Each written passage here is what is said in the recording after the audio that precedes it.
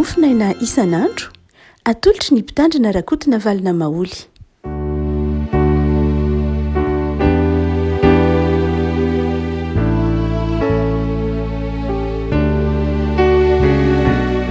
Falomerabatsika rehefa kotratra ity sabotsy farany herinandro ity, sabotsy fa 4 ny volana Jona, dia manonona fahasoavan'ny Tompo Jesoa amintsika ny mofinaina voalahatra ho anio antsika dia ny Salamo fa 130, Salamo fa 130 andininy voalohany ka hatramin'ny andininy fahavalo.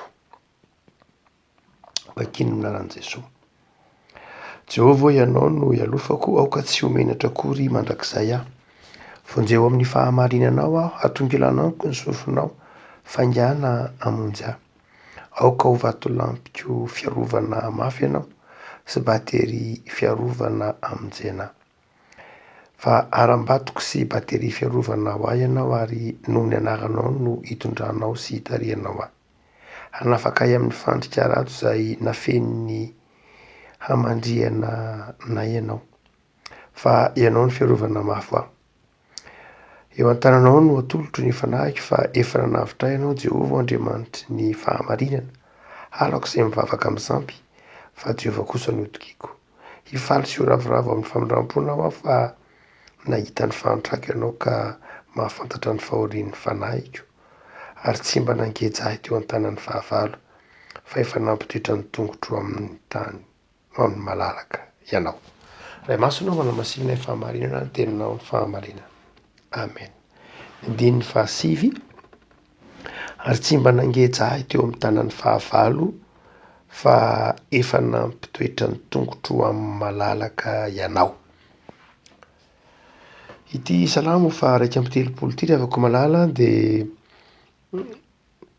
ambaran'ireo mpivaofy nareo exégète ny Salamo fa mifanandrify ihany amin'ny Salamo fa 150 na mitovy dika ihany, mitovy ny votoatiny dia mitory ny fibebahan'i Davida ihany amin'ny tahaka ny Salamo fa 150. Ity Salamo fa 130 ity, Salamo fibebahana izy ity, Salamo fibebahan'i Davida tahaka ny 150 tamin'izay nitranga teo aminy sy Batseba. Ny andininy fahavalo ary amin'izany Salamo fiforana izany dia maneho ny famindrampon'Andriamanitra. Maneho ny famindrampon'Andriamanitra amin'ny Davida, na dia teo aza ny fialany tamin'ny didin'Andriamanitra. Ary tsy mba nangeja ahy teo an-tanan'ny fahavalo, fa efa nampitoetra ny tongotro amin'ny malalaka ianao. Liziny hoe tsy hoe nangeja loatra, fa hoe tsy mba nanolotra ahy teo an-tanan'ny fahavalo ianao. Izany hoe tsy mba nataonao natolotrao teo an-tanan'ny fahavalo. Davida rehefa malala dia mpiady mahery Davida, guerrier, mpitaritafika, ary araka ny antsika eo amin'ny boky ny testamenta taloha dia nafarany tombo mihitsy Davida manao hoe ianao dia be loatra ny raha nalatsaka ao, ka dia tsy ianao akory no manorina ny tempoly, fa angononao avokoa ny fitaovana rehetra hoety manorina ny tempoly, fa i Solomona zanakao no manorina ny tempoly, na dia tiako ary ianao Andriamanitra, fa izao be loatra ny raha nalatsaka ao. Ary dia satria Davida dia napandry tany, niady tamin'ny Filistina, niady tamin'ireo firenena manodidina manodidina ny Palestina, manodidina zanak'Israely, ary nanorina ny Jerosalema. Jerosalema dia tanàna vaovao mihitsy, izay tanàna ny Jebozita no nalain'i Davida, ary nataony tonga renivohitra Jerosalema.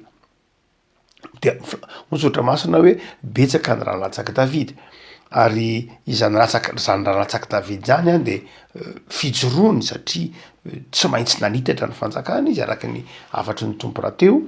Dia eo indrindra no mahatonga ny Davida miteny manao hoe tsy navelana ho azo ny fahavalo aho. Amin'ny Davida rehefa malala dia amin'ny Salamo izany, dia ny fiainan'ny olona tsy ilozana olona tsy tia.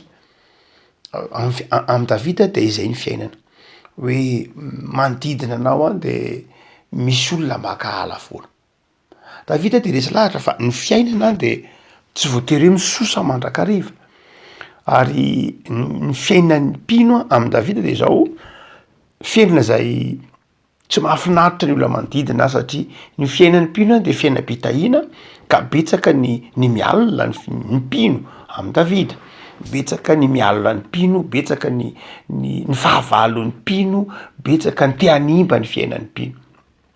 Ary ny henan'ny Davida tamin'ny fiainany manontolo zany hoe ady ho amin'ny hoe etraketraky ny fahavalo, erisetra ny fahavalo, fanomban'ny fahavalo ny fiainana, ny fiarina, ny firenena. Ary de asehony Davida mazava tsara fa ny fiainan'ny mpino dia fiainana zay ataontsika hoe tsy misaraka amin'ny fizahan-toetra. Ary eto ary de asehony Davida mazava tsara izy manao hoe ary tsy mba nangejahy teo an-tanan'ny fahavalo, zany tsy mba navelanao ho azo ny fahavalo aho, tsy navelanao ho azo ny fahavalo aho. Inona ny hevitr'izany? Tsy navelanao zany hoe na inona erin'ny fahavalo manodidina dia tsy navelanao ho azo ny fahavalo. Hotsika hoe Davida nanodidina ny fiainany de niady mandrakariva izy, nanomboka hatramin'izy fony tanora de efa niady tamin'ny Goliata, ary mandra-pahalehibe de niezaka mandrakariva izy, nanao zay isiny ny fandriam-pahalemana tao amin'ny firenena zay nentiny. Ity tapany voalohany amin'ny salamo ity zany de salamo faharesen-dahatra fa ny mpino de tsy avelan'Andriamanitra ho resy eo anatrehan'izay mifofo ny ainy na mankala azy na te-hanimba ny fiainany. Jesosy raha ohatra ka nosamborona, hitantsika eo amin'ny filazantsara, rehefa nosamborona Jesosy de zao ny tenin'ny Jesosy tamin'ny samborona izy manao hoe raha izaho no tadiavinareo de sambory aho, ity aho fa ireto mpianatra reto azaky tia anareo, avelao izy andeha. Izaho samborona, za naparanareo ny fahatezeranareo, za naparanareo ny fahakahalanareo, fa avelao reto andeha. Zay lay hitantsika eo amin'ny filazantsara. Jesosy zay nanaiky ho samborona ary namela malalaka kosa ny mpianatra hoe avelao izy andeha. Aza ny mpianatra no amaharanareo na no ampiaranareo ny fahatezerana sy ny fahakahalanareo fa izaho Jesosy. Ary ohatra ka Paoly na i Saoly talohana Paoly apôstôly any Saoly, dia i Saoly dia nanenjika ny vavahana kristianina. Tsaroantsika sara ny teny ao amin'ny boky ny Asan'ny Apôstôly zay nisoratan'i Luka hoe fony novonoina nge Stefana notoraham-bato de nakasitraka an'izany mafy mihitsy Saoly mihitsy ary ny tompo marika tamin'ny fitoraham-bato an'i Stefana. Ary rehefa niona tamin'ny tompo i Saoly de zao ny tenin'ny tompo tamin'ny Saoly: Saoly, nahoana ianao no manenjika aho? Jesosy amin'ny fotoana io efa ny an-danitra, satria ny olona nenjehin'ny Saoly de ny mpino, ny olona nenjehin'ny Saoly de ny fiangonana kristianina, ny olona nenjehin'ny Saoly de ireo nino an Jesosy. Zany hoe zay nataon'ny Saoly tamin'ny kristianina de nataon'ny Saoly tamin'ny Jesosy, ka hoy Jesosy nahoana ianao no manenjika aho? Zany hoe ny mpino zany dia manana n'Andriamanitra ray miaro azy amin'ny fahavalo. Ary izay ny sary asehon'ny tompo ao amin'ny filazantsara hoe izy ilay mpiandry tsara. Efa niteny izy manao hoe raha alan'izao tontolo zao ianareo de za alany talohanareo, ary ahita fanenjehana fahoriana nareo ty amin'izao tontolo zao, fa matokify za efa naresy izao tontolo zao. Nefa koa malala ity salamo ity zany de salamo zay tena mampahery antsika mihitsy ao anatiny zay mety ho fijoroana am'izay zavatsarotra mety lalaovantsika vokatry ny fahakahalan'ny olona na ny fahakahalan'ny manodidina antsika mpino ama olombelona antsika, ama mpino antsika, amin'ny andraikitra zay mety ho raisitsika io vavolombelon'ny tompo. De hoy Davida manao hoe tsy manolotra mihitsy eo an-tanan'ny fahavalo ianao. Zany hoe natrehan'ny fahavalo dia tsy ataonao resy tondro maso aho, tsy ataonao menatra, tsy ataonao afa-baraka, tsy ataonao miondrika eo anatrehan'ny fahavalo. Rehefa koa malala ny Andriamanitrantsika ao amin'i Jesosy, de Andriamanitra fa niady ho antsika, nanolotra ny ainy hamonjy antsika, maty tao amin'ny hazo fijaliana hamonjy antsika, tsy Andriamanitra mamela antsika ho resy mihitsy eo anatrehan'ny vahavalontsika. Tsy hanao zany Andriamanitra, tsy hanao zany Andriamanitra hoe Davida, fa izao miaro ahy ianao. Mazava ny teny manao hoe tsy mba namela ahy ho eo an-tanan'ny fahavalo ianao, tsy mba nanolotra ho eo an-tanan'ny fahavalo ianao, satria Jesoa no efa natolotra teo an-tanan'ny fahavalo mba ahatonga atsika ho afaka eo an-tanan'ny fahavalo. Tsy afaka maharombaka tsika ny tanan'ny fahavalo satria Jesoa efa teo an-tanan'ny fahavalo ary nanapaka nandrava izany tanan'ny fahavalo zany ka mahatonga atsika olon'afaka ao anatin'ny fifaliana miaraka amin'Andriamanitra. Fa ny faharoa amin'ny andiny ny fahavalo tsy manao hoe fa efa nampitoetra ny tongotra eo amin'ny malalaka ianao. Ny hoe tongotra amin'ny teny hebreo regal, misy voambolana anankiroa moa, regal na rigel ny marivana koa ny teny hoe regal moa ny avy ny teny hoe regel tongotra izay le tongotra mandeha io. Misy ihany voambolana hafa ao amin'ny teny hebreo margela zay milaza tongotra ihany koa, fa ny teny hoe regel ny tena matetika miverina any amin'ny telopolo sy roanjato any io amin'ny testamenta taloha, betsaka ihany zany, izay milaza tsy hoe taova tsy hoe taova lay ahafahana mamindra ahafahana mijoro ihany raha miteny hoe tongotra izy, fa raha miteny hoe mitongotra izy de milaza mihitsy lay mampijoro ny olona, lay fitaovana zay hoentin'ny olona mijoro, hoentin'ny olona miasa, lay fitaovana zay ahafantarana ny olona koa. Raha ohatra ka miteny ny bokin'ny Isaia mpaminany manao hoe indreny atsara ny tongotra ire mitondra teny soamafaly, de tena milaza lay famindra lay maizy azy lay mpitondra teny soamafaly. De eto zany any dia mampitoetra ny tongotra amin'ny malalaka ianao, dia milaza lay olona mihitsy, lay mpanompon'Andriamanitra mihitsy hoe mampitoetra mihitsy zany, mampilamina ianao. Ny tongotra de miantoka ny fijoroana, miantoka ny fahafahan'ny olona manao zavatra. Raha ohatra ka mijoro amin'ny toerana ratsy ny tongotra de mianjera ilay olona, lavo izy, ary ny dikany teny hoe lavo ao amin'ny salamo de tena milaza faharesena mihitsy. Fa rehefa miteny hoe tongotra mijoro amin'ny malalaka de zao milaza fitahino zany, milaza fahafahany zany, milaza fahasoavany zany, milaza hoe tsy manana fahaterenana inon'inona, milaza fiainana afa-po miaraka amin'Andriamanitra. De hoy eto lay Davida eto manao hoe enao angefa nampitoetra ny tongotro amin'ny malalaka io, zany hoe tena tsy mba tery, tsy mba tsy hoe mamakivaky tsilo, tsy hoe mamakivaky zavatsarotra fa efa nampitoetra ny tongotro tamin'ny malalaka ianao.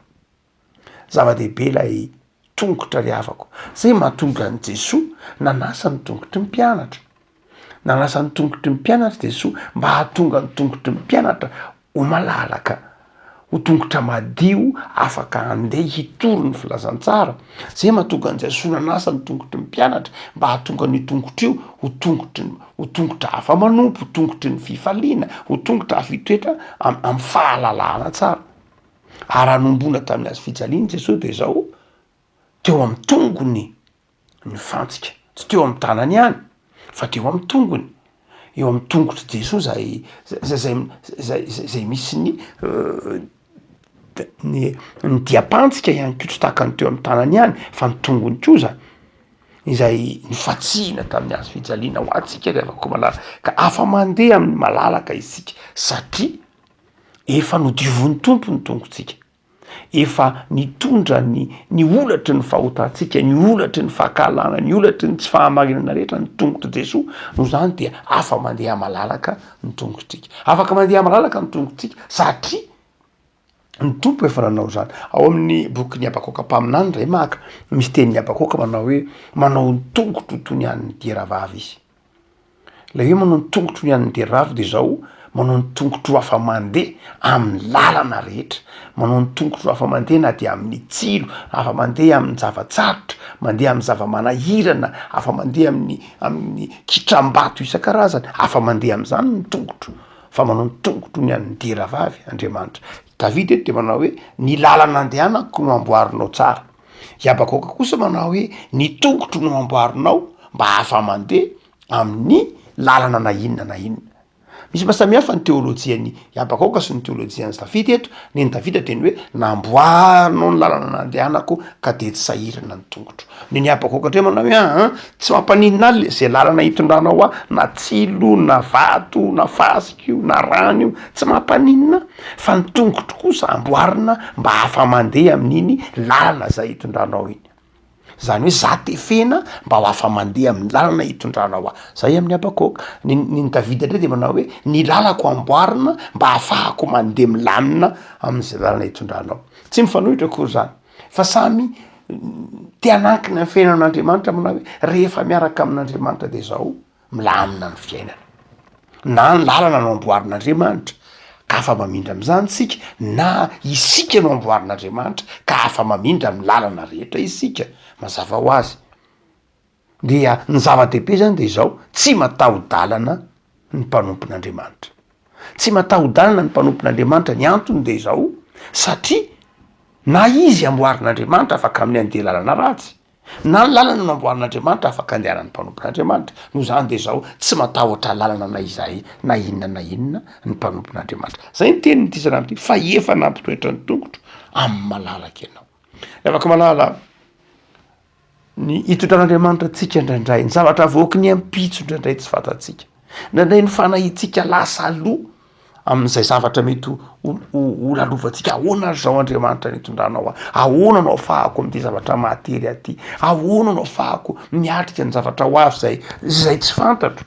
Zany rehetrany de mampitebiteby ny fiainan'ny olombelona, mampitebiteby ny fiainan'ny mpanompon'Andriamanitra. De ty salamy ty de salamy mampahazo antoka anao fa ny Andriamanitra ao de Andriamanitra tsy mitondra anao amin'ny lalana sarotra. Raha mitondra anao amin'ny lalana sarotra izy de fa amboariny sy tefeny ny famindra anao ho afa mandeha am'izany.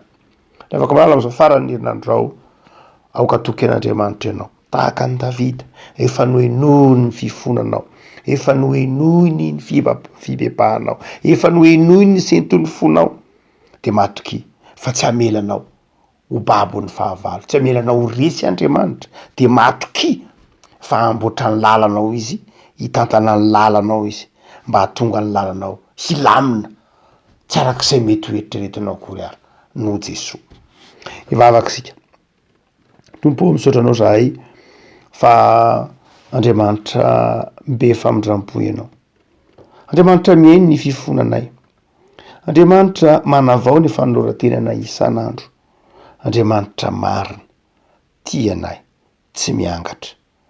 Misaotra Tompo fa manome toky anay ianao fa tsy mamela anay ho resy tondromaso, tsy mamela anay ho resy eo anatrehan'izay rehetra mety ho zavatsarotra, tsy mamela anay ho resy eo anatrehan'izay rehetra mety ho mietraketraka aminay koa aza, fa Andriamanitra miady, miaro, mamindra fo, mitantana anay.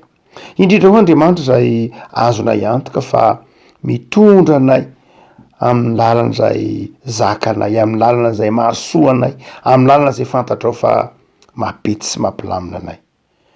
Finoana Tompo no andrasanao aminay, de ataovy miorina amin'ny finoana zay.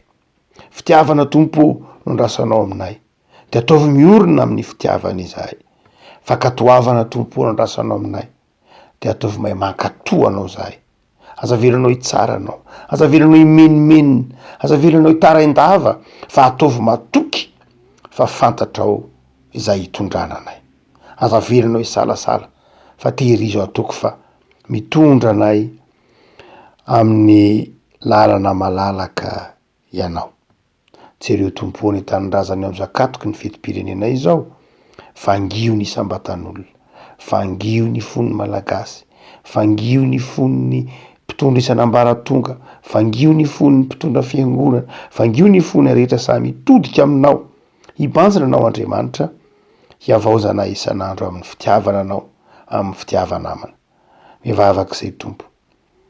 Misaotra anao manokana noho ny amin'ny fotoana omenao anay amin'izao fotoam-pifaliana ny fetim-pirenena izao, jereo ary reo marary, jereo reo manana olana, sy trano izy ireny Tompo, ampaizy ireny Tompo. De ataovy manapako amin'ny tokantranonay samy fiainanay mandrakariva Jesoa ny fiadananao. Amen.